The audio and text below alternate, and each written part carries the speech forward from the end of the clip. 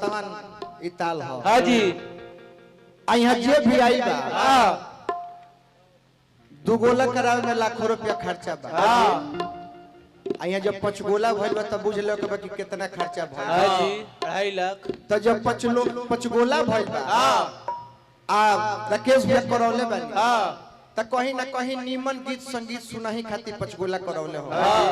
कि 5 जगह के 5 गो स्टार गौनिहार बुलाई तो 5 किस्म के गीत संगीत गई। हम उम्मीद नहीं करत कि परदेसी जी जन भाषा प्रयोग करनी है अब वो रउआ सुने खातिर हम उम्मीद नहीं करत कि रउआ प्रोग्राम करौले हो। हम इनका के कुछ कहनी है ना कहनी हम नामो ना धनी मुन्ना भैया रे बानी नु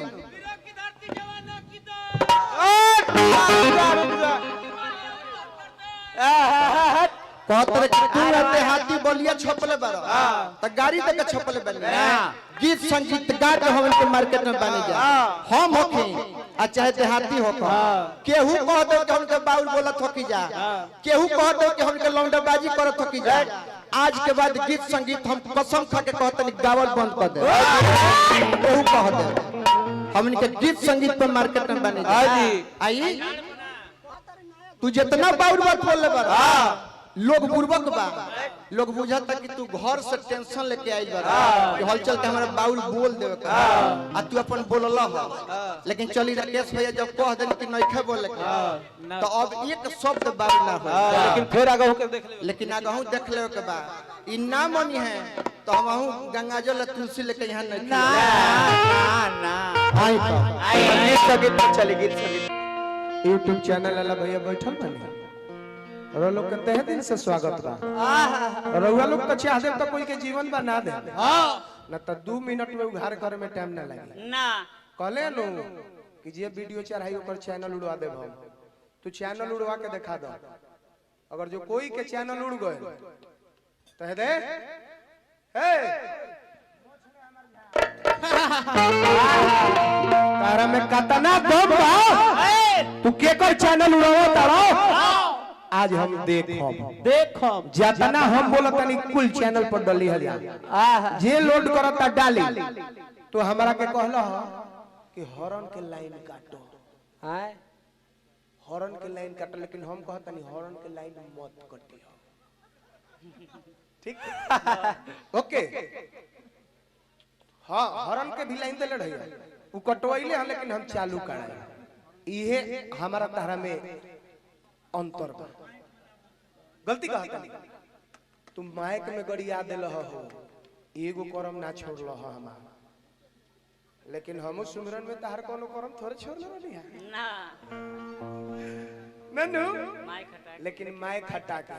लेकिन इस बेहुदा को यह समझ में नहीं आया कि कौन सी समाज में कैसा गाड़ी का प्रयोग करना चाहिए।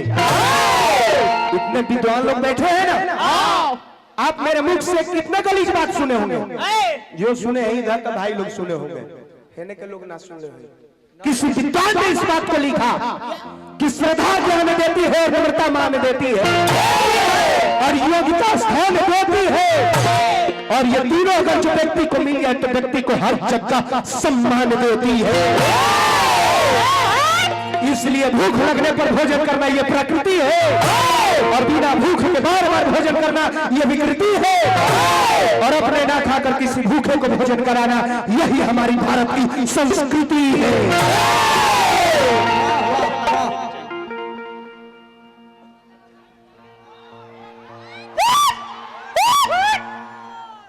गाड़ी देनी हो गाड़ी दिया लो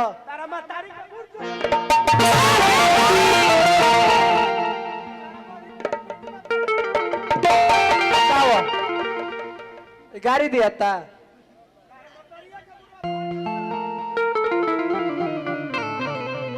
गाड़ी दिया था गलती कहता है ना महाराज कहता है कि हम कमल बास कुंवर ना है आए अच्छा तू कौन कुंवर हो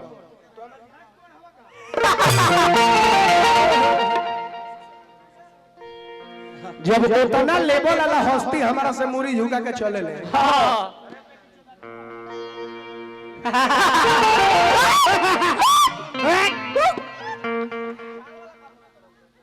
गलती कहता है ना देहाती जी के मान सम्मान करो कैसे कि देहाती जी के दिन बाकी तू हिट कोइले बाड़ो लोग जवाब मांगो तड़ो कि हाई जवाब दे हाई जवाब दे का जवाब दी गीत संगीत गोले बाड़ो ना नो एगो गीत हम जौन गावत नहीं गीत के जवाब दो बेंजू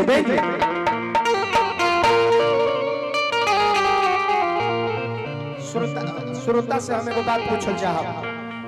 श्रोता भगवान बड़े 1 मिनट श्रोता से हमें वो बात पूछल चाहब ई माइक में बोलले बड़े गड़ियोले बड़े का हम माइक में इनका के गाड़ी दी कि माइक हटा के ओके ओके ओके ओके ओके ओके हम माइक में ना दे रोलो की इजाजत होई तबे कुछ करब ना त ए तरह हम ना करब आप सबकी इजाजत होई तबे हम कुछ करब ना त ए तरह हम ना कर सकीला ना छोड़ दी रहे दी चली जय राम जी के गोर लगले तनी कोनो दिक्कत हम गोर लगले तनी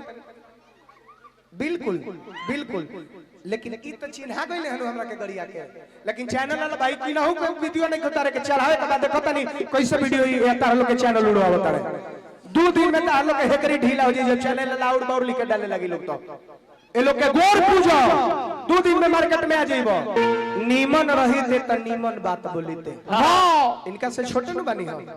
बोलिए दिहनी त कहते छोड़ा जाए तो छोट भाई हो लेकिन ये तो छोटा माइक में गाली दिया है देखे ना आप सब देखे ना हमारे पास कुछ गलती था ना कुछ गलती ना लेकिन ये माइक में गाली दिया है लेकिन रउआ सब कहता नहीं कि छोड़ी जाए दे प्रदुमन जी रउआ कलाकारी से उनका के मुआ देले बनी गाड़ी का दे हम गलती कहता नहीं हो धोती हटा के आ जोंगिया देखावता रे देखनी है हमारा का संस्कार सिखावता रे उल्टा चोर कुतवाल को डांटे अलंग तक भर कपड़ा बांटे कहता रे कि ये रोशन नया धोती ना हम पुरान जोंगिया पहन के आइल बानी ई जोंगिया थोड़ा देखावता रे ई जोंगिया नहीं हम दिखाओ ई दोसर कुछ दिखावता रे पछाड़ वाला नंबर दिखावता रे जोंगिया नहीं हम दिखाओ हां ई का दिखावता रे समझता ही रोवा सब एक्सपीरियंस इनकर बनल बा स्टेज पर दिखा देवेले घरे जाले त बाबूओ के सामने दिखा देवेले कहले मैं परिवार के सामने दिखा देवेले न त इज्जती रहते लजगर रहते त देखौते जवा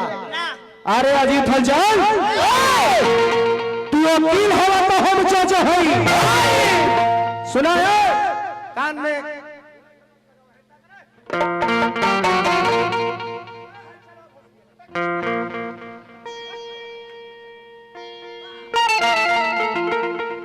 वकील हवा तो हम जज है भाई तू वकील हवा तो हम जज है भाई फैसला के निर्भर हमरा ऊपर पड़ता मन करी तो तारा के जेल दे मन करी तो तारा के जेल दे आ ढेर बोलबा तो धक 3 नंबर में तुरंत चल जाइबे भीतर काठी के रे जेल के तारा बुद्धि रही तो गाड़ी देता दारू पी के दिन चल गल मर्दावा घरे देखो लाख के घटना हो दारू पी के घर चल गया ये हाँ मेहरारू के साड़ी में हाथ डाल दे